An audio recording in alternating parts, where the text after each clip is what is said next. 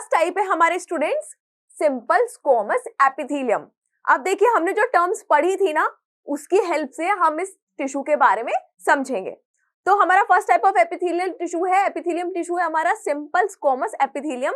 अब यहाँ पे नाम देखिए आप इसका, यहाँ पे कुछ टर्म्स यूज हो रही है जो हमने पढ़ी है।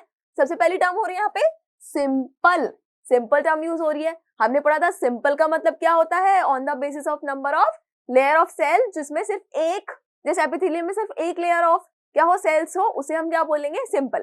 तो एक ऐसा एपिथेलियम टिश्यू है जिसमें सिर्फ एक लेयर है सेल्स की। फिर दूसरा वर्ड यहाँ पे हो रहा है, यहाँ पे स्क्वैमस वर्ड यूज हो रहा है। क्या हो रहा है स्टूडेंट, स्क्वैमस। स्क्वैमस का मतलब हम समझ के आए थे, स्क्वैमस का मतलब flat and thin tissues, right. तो यहाँ पे ये जो एपिथेलियम है वो कैसा है, उसका टाइप आपको समझ आ गया, सिंगल लेयर ऑफ सेल से बना हुआ है और फ्लैट और थिन जो सेल्स हैं वो इसमें होते हैं। So, simple squamous epithelium is a type of epithelial tissue composed of single layer of thin and flat cells. Clear हो गया? ऐसा टाइप का एपिथेलियम टिश्यू है जिसमें सिंगल लेयर ऑफ सेल्स है और जिसमें जो सेल्स है वो कैसे हैं, थिन एंड फ्लैट। यहाँ पे ये जो स्क्वैमस है इसके ऊपर क्या वर्ड यूज हुआ है, इसके लिए वर्ड यूज हुआ है स्क्वैमा। ये स्क्वैमस कहाँ से आया, वर्ड स्क्वैमस आया है। और स्क्वैमा का मतलब होता है स्केल्स ऑफ स्किन। आपने देखा होगा इस तरीके से स्केल्स होते हैं ना, अरेंज होता है वन बाय वन। इसी तरह को ये क्या करता है, रिजेंबल करता है, स्केल ऑफ स्किन को रिजेंबल करता है। बहुत सारे सेल्स क्या है एक ही लेयर में जैसे स्केल्स होते हैं, लगे होते हैं, अरेंज होते हैं, उसी तरीके से thin and flat scale like इसके सेल्स होते हैं। इसके जो सेल्स होते हैं वो कैसे होते हैं, स्केल लाइक होते हैं। स्केल लाइक मतलब इस तरीके से फ्लैट और थिन सेल्स होते हैं। ठीक है, ये क्लियर हो गया। अब आगे देखिए structure of simple squamous epithelium. Structure कैसा होता है, तो इनमें जो सेल्स होते हैं हमारे सिंपल स्क्वैमस एपिथेलियम में जो सेल्स होते हैं वो कैसे होते हैं, मैंने अभी आपको बताया था फ्लैटेंड होते हैं, फ्लैट होते हैं और साथ ही साथ ना टाइटली पैक्ड होता है, मतलब उनके बीच में किसी भी तरह का इंटरसेलुलर स्पेस नहीं होता। कैसे होते हैं, टाइटली पैक्ड होते हैं, जो क्या बनाते हैं, एक स्मूथ और डेलिकेट सरफेस बनाते हैं। स्टूडेंट्स यहाँ पे देखिए यहाँ स्ट्रक्चर है हमारा सिंपल स्क्वैमस का। यहाँ पे आप ये जो सेल्स दिखाई दे रहे हैं, आपको एक सिंगल लेयर ऑफ सेल्स दिखाई दे रही होगी और इसमें आपको दिखाई दे रहा होगा जो हमारे ये सेल्स हैं वो कैसे हैं, थिन है और फ्लैट है, राइट। और साथ ही साथ ये किसके ऊपर है, ये हमारी जो बेसमेंट मेम्ब्रेन है। याद आया हमने पढ़ा था कि हमारे जो एपिथेलियम सेल्स होते हैं वो किसके ऊपर होते हैं, हमारी extra cellular fibrous basement membrane के ऊपर होते हैं, जो कि क्या करती है, ये बेसमेंट मेम्ब्रेन हमारे एपिथेलियल टिश्यू को दूसरे टिश्यू से अलग करती है, सेपरेट करती है। तो ये तो आपको याद रखना है जब भी आप स्ट्रक्चर बना रहे हैं किसी भी तरह के एपिथेलियम टिश्यू का, वो हर जो टिश्यू होगा उसके सेल्स कहाँ पर होंगे, इस बेसमेंट मेम्ब्रेन के ऊपर होंगे। ठीक है, स्ट्रक्चर समझ आ गया आपको। अब देखिए लोकेशन कहाँ होती है हमारे सिंपल स्क्वैमस एपिथेलियम की। ये जो सिंपल स्क्वैमस एपिथेलियम होता है ये लाइन करता है, किसको लाइन करता है, ब्लड वेसल्स को। तो आपको याद है ना लाइनिंग का मतलब क्या होता है, ब्लड वेसल्स के अंदर वाली जो लेयर है उसे कवर करके रखा है, वो किसकी बनी हुई है, हमारे सिंपल स्क्वैमस की बनी हुई है। साथ ही साथ जो लंग में एल्वियोलाई होते हैं उसको लाइन करता है। ठीक है, साथ ही साथ ईसोफेगस को, जो हमारी माउथ की लाइंस होती हैं उन्हें लाइन करता है। वो सब किसकी बनी हुई है, हमारे माउथ का जो बेस है, आप मिरर के सामने मुंह खोलकर देखिए, आपको लाइनिंग दिख रही होगी पिंकिश कलर की, वो किसकी बनी हुई है, सिंपल स्क्वैमस की बनी हुई है। ठीक है, क्लियर हो गया। अब इसके फंक्शंस क्या होते हैं, तो मेनली इसका फंक्शन होता है ट्रांसपोर्टेशन, सब्सटेंस का ट्रांसपोर्टेशन, जैसे कि गैसियस एक्सचेंज होना, ठीक है, बहुत सारे मटेरियल्स हैं उनका transportation through the semi permeable membrane. ये जो हमारे सिंपल स्क्वैमस एपिथेलियम है इनकी जो सेल की मेम्ब्रेन होती है वो कैसी होती है, सिलेक्टिवली परमिएबल होता है। तो मेनली क्या करने में हेल्प करते हैं, exchange of gases, transportation of gases करने में हेल्प करते हैं। समझ आ गया। अब आगे देखिए स्ट्रेटिफाइड स्क्वैमस एपिथेलियम टिश्यूज, ये क्या है, हमारे सेकेंड टाइप के एपिथेलियम टिश्यूज हैं। अब इसे भी हम इसके नाम से समझने की कोशिश करेंगे। यहाँ पर एक टर्म यूज हो रही है, कौन सी टर्म, स्ट्रेटिफाइड, जिसका मतलब याद करिए हमने क्या पढ़ा था, सेशन के स्टार्टिंग में ही पढ़ा था ना, ऐसी टिश्यूज, एपिथेलियम टिश्यूज जिसमें सेल्स की मल्टीपल लेयर्स हो, जिसमें सेल्स की क्या हो, मल्टीपल लेयर्स हो, ऐसी उसको हम क्या बोलते हैं, स्ट्रेटिफाइड एपिथेलियम बोलते हैं, राइट। और साथ ही साथ स्क्वैमस है, मतलब इसमें फ्लैट और थिन सेल्स प्रेजेंट होंगे, पर सिर्फ कहां पर, उसके जो आउटर पार्ट का सबसे पहला कवरिंग होता है ना, सबसे पहला लेयर होता है, वो कुछ फर्स्ट लेयर क्या होंगी, हमारे स्क्वामस होंगी, ठीक है। उसके बाद से अलग तरह के सेल्स होंगे, वो हमें पढ़ेंगे हम। तो स्ट्रेटिफाइड स्क्वामस, जैसे कि मैंने आपको बताया, is a type of epithelial cells compose of multiple layers. किसका कंपोज होता है, मल्टीपल लेयर्स ऑफ सेल्स का कंपोज होता है, ठीक है। अब स्ट्रक्चर इसका अगर हम पढ़ें तो पहली जो लेयर होती है, ये जो फ्लैट एंड स्क्वामस सेल्स है ना, ये होती है हमारी फर्स्ट लेयर, ठीक है। आप यहाँ पर देखिए, आपको स्ट्रक्चर दिखाई दे रहा होगा, बेसमेंट मेम्ब्रेन के ऊपर है, ठीक है, सारे जो टिश्यूज हैं वो बेसमेंट मेम्ब्रेन के ऊपर है, याद रखना, ये तो आपको भूलना ही नहीं है। फिर उसके बाद देखो, इस तरीके से मल्टीपल लेयर ऑफ सेल्स हैं, ठीक है, ये एक लेयर हो गई, ये दूसरी, तीसरी, चौथी, पांचवी, आपको मल्टीपल लेयर्स ऑफ सेल दिख रही होंगी, तभी तो स्ट्रेटिफाइड है। फिर उसके बाद जो स्टार्टिंग के कुछ लेयर्स हैं, ये देखो, ये स्टार्टिंग के कुछ लेयर्स में आपको जो सेल्स दिख रहे हैं वो कैसे हैं, वो हमारे थिन एंड फ्लैट है। कैसे हैं, थिन एंड फ्लैट। उसके बाद के जो सेल्स हैं उनकी जो शेप है वो चेंज हो जाती है, वो कैसे हो जाते हैं, थोड़े से बड़े हो जाते हैं, फ्लैट नहीं रहते, ठीक है, क्लियर हो गया। सिर्फ स्टार्टिंग की कुछ जो लेयर्स होती हैं वो कैसी होती हैं, थिन एंड फ्लैट होती हैं, बाकी की जो सेल्स की लेयर्स होती हैं उनमें नॉर्मल शेप के सेल्स प्रेजेंट होते हैं। समझ आ गया स्ट्रक्चर आपको इसका। आगे देखिए फंक्शंस क्या क्या है इसके। तो सबसे पहला फंक्शन है इसका to resist wear and tear. अब देखिए, ये जो है ना मल्टीपल सेल्स की लेयर से मिलकर बना हुआ है, मतलब मोटी है, राइट, थिक है, ये समझ आ गया ना, थिक है। तो ये क्या करती है, प्रोटेक्ट करती है किस चीज से, अगेंस्ट टेयर, कि किसी तरह का कट ना लग जाए, टेयर ना हो जाए, उसके अगेंस्ट प्रोटेक्ट करती है।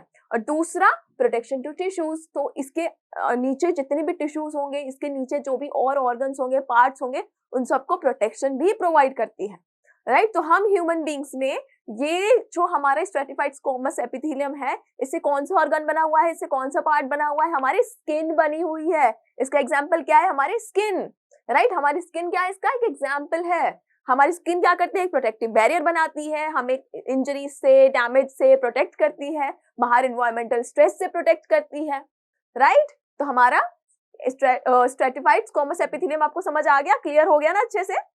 अब आगे बढ़ते हैं स्टूडेंट्स। थर्ड टाइप है क्यूबॉइडल एपिथेलियम। अब यहाँ पे वर्ड आप समझिए, क्यूबॉइडल। क्यूबॉइडल का मतलब क्या होता है, ऐसे सेल्स जिनकी शेप कैसी होगी, इस तरीके से क्यूब की तरह होगी। कैसी होगी स्टूडेंट्स, जिनकी शेप ही क्यूब की तरह होगी, नाम से समझ आ रहा है, cuboidal. So cuboidal epithelium is a type of epithelium tissue characterised by cube shaped cells. कैसे शेप के सेल होते हैं, क्यूब शेप के सेल्स होते हैं, क्लियर। अब इसका भी स्ट्रक्चर हम देख लेते हैं। तो भाई स्ट्रक्चर तो सिंपल सा ही है कि बॉक्स लाइक स्ट्रक्चर होगा इसके सेल्स का। The height, width and depth of the cells are equal. जैसे क्यूब देखा है आपने, क्यूब देखो, इस तरीके से क्यूब होता है ना, इस क्यूब में जो इसकी हाइट होती है, डेप्थ होती है, इसकी विड्थ होती है, सब कैसे होती है, इक्वल होती है। इसी तरीके से इसके जो सेल्स हैं वो कैसे होते हैं, बॉक्स लाइक होते हैं, क्यूब लाइक होते हैं। कैसे होते हैं, क्यूब लाइक। समझ आ गया। And they give a box like appearance. और ये कैसी अपीयरेंस देते हैं, बॉक्स लाइक, जैसे एक प्रॉपर बॉक्स, एक प्रॉपर क्यूब रखा हो। फिर देखिए फंक्शंस ऑफ क्यूबॉइडल एपिथेलियम। क्या फंक्शंस होते हैं क्यूबॉइडल एपिथेलियम के, वो भी हम देख लेते हैं। So it provides protection and support to the underlying tissues. तो ऐसे टिश्यूज जो इसके अंदर, इसके अंडरलाइंग होते हैं, राइट, इसके पीछे होते हैं, उनको ये क्या करती है भाई, ये क्यूबॉइडल एपिथेलियम का काम क्या है, एक प्रोटेक्टिव लेयर बनाना, राइट। तो उसके नीचे जितने भी और टिश्यूज हैं और पार्ट्स हैं, उन्हें क्या करती है, प्रोटेक्शन प्रोवाइड करती है। तो ये चीज तो आप मेनली ध्यान रख लीजिए, जहां पे भी वर्ड एपिथेलियम आता है भाई, वहां उसका काम है प्रोटेक्शन प्रोवाइड करना, चाहे वो बाहर कवरिंग से करे, चाहे वो अंदर की लाइनिंग से करे, या दोनों तरीके से करे, ठीक है। अब इसकी लोकेशन भी देख लेते हैं कि कहाँ कहाँ प्रेजेंट होती है। सो ये हमारे किडनी के ट्यूब्यूल्स में, किडनी में हमारे ना इस तरीके से कुछ ट्यूब लाइक स्ट्रक्चर होते हैं, उनमें ये प्रेजेंट होती है। हमारे सलाइवरी ग्लैंड्स में, कहाँ पर प्रेजेंट होती है, हमारे सलाइवरी ग्लैंड्स में, हमारे स्वेट ग्लैंड्स में, थायराइड ग्लैंड्स में। तो मतलब यहाँ पे ये आपको दिखाई दे रहा है, यहाँ पे ना ये ग्लैंड्स काफी यूज हो रहे हैं। यहाँ पे आप देखो, यहाँ पे लोकेशन जो दिखाई दे रही है, इसमें दिखाई दे रही है कि ग्लैंड सलाइवरी ग्लैंड्स में हो रही है, स्वेट ग्लैंड्स, थायराइड ग्लैंड। मतलब ये क्या करती होगी, ये सीक्रेशन में भी पार्टिसिपेट करती है। भाई हमारा क्यूबॉइडल एपिथेलियम क्या करता है, इसका एक मेन फंक्शन और आप लिख लीजिए, secretion, secretion of different substances. जैसे कि सलाइवरी ग्लैंड्स में सलाइवा को सीक्रेट करने में हेल्प करती है, स्वेट ग्लैंड से हमारा जो स्वेट होता है पसीना उसको सीक्रेट करने में हेल्प करती है। और थायराइड ग्लैंड क्या करता है, थायरॉक्सिन जो है हार्मोन है उससे सीक्रेट करता है, तो उससे भी सीक्रेट करने में हेल्प करती है। तो इसका एक फंक्शन आपको ये क्लियर हो गया ना।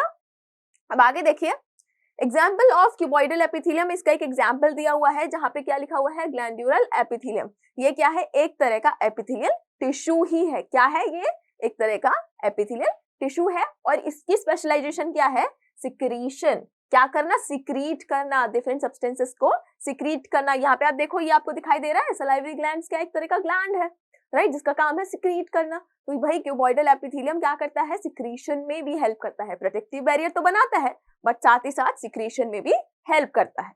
क्लियर हो गया। अब आगे देखिए students, next type is columnar epithelium. क्या है नेक्स्ट टाइप हमारा एपिथेलियम टिश्यू का, कॉलमनर एपिथेलियम। यहाँ पे देखो क्या वर्ड यूज हो रहा है, कॉलमनर। क्या वर्ड यूज हो रहा है, कॉलमनर। यहाँ पे इसका मतलब क्या है कि जो सेल्स होंगे वो कैसे होंगे, कॉलम लाइक होंगे, ठीक है, इस तरीके से कॉलम या फिर जो पिलर्स होते हैं, पिलर लाइक सेल्स इसमें होंगे, ठीक है। So columnar epithelium is a type of epithelial tissue that has tall cells. कैसे सेल्स, टॉल सेल्स, जो कि कैसे दिखते हैं हमारे, कॉलम या फिर पिलर्स की तरह दिखते हैं। किसकी तरह, कॉलम या पिलर्स की तरह। यहाँ पे देखो जो हमारा कॉलमनर है इसका मतलब क्या होता है, पिलर लाइक। क्या मतलब होता है इसका, पिलर लाइक। और अगर हम इसका स्ट्रक्चर देखें तो बहुत सिंपल स्ट्रक्चर होता है। देखो पहली बात तो हमारा जो कॉलमनर एपिथेलियम होता है उसमें जो सिंपल कॉलमनर एपिथेलियम है उसमें एक single layer of column shape cells होती है। कैसी लेयर होती है, एक सिंगल लेयर ऑफ सेल्स होती है और उसमें जो शेप होती है सेल्स की वो कॉलम लाइक या पिलर लाइक इस तरीके से टॉल होते हैं। देखो कैसे होते हैं, टॉल। यहाँ पे आपको इसमें दिख रहा है इमेज में, ये देखो हमारी बेसमेंट मेम्ब्रेन है, ये क्या है हमारी बेसमेंट मेम्ब्रेन, और इसके ऊपर ये हमारे टॉल टॉल सिंगल लेयर है सेल्स की, टॉल सेल्स है, सिंगल लेयर ऑफ सेल्स है, राइट। कैसे है, पिलर लाइक सेल्स है, राइट। तो इस तरीके से इसका स्ट्रक्चर होता है। अब साथ ही साथ जो हमारे सेल्स से मैंने देखा लॉन्ग, लंबे हैं, और नैरो, नैरो मतलब पतले। सेल्स कैसे हैं, एक तो लंबे हैं, टॉल है, पिलर लाइक, और साथ ही साथ पतले भी हैं। देखो कितने पतले सेल्स हैं, राइट। क्लियर हो गया।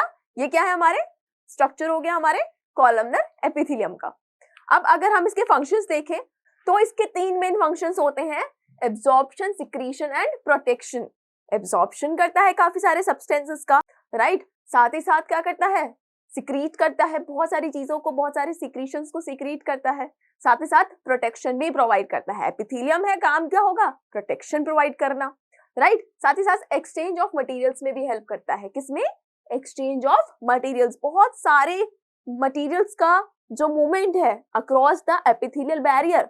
एपिथेलियल ये जो एपिथेलियल है हमारी, ठीक है, ये एपिथेलियल है, कौन सी एपिथेलियल है हमारी, ये कॉलमनर एपिथेलियम। इसके थ्रू मटेरियल्स का जो एक्सचेंज है उसे भी फैसिलिटेट करने में हेल्प करते हैं, ठीक है।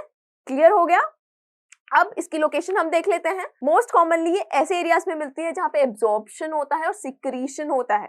क्या होता है, एब्जॉर्प्शन और secretion, such as lining of digestive tract, जैसे कि डाइजेस्टिव ट्रैक्ट की लाइनिंग। अब देखिए डाइजेस्टिव ट्रैक्ट में हमारे कौन कौन से पार्ट्स आते हैं, कौन कौन से ऑर्गन्स आते हैं, हमारा माउथ आता है, हमारा थ्रोट आता है, हमारा ईसोफेगस, स्टमक, स्मॉल इंटेस्टाइन हमारी डाइजेस्टिव ट्रैक्ट का पार्ट है, लार्ज इंटेस्टाइन हमारी डाइजेस्टिव ट्रैक्ट का पार्ट है, हमारा रेक्टम एंड एनस, ये सब क्या है, डाइजेस्टिव ट्रैक्ट का पार्ट है।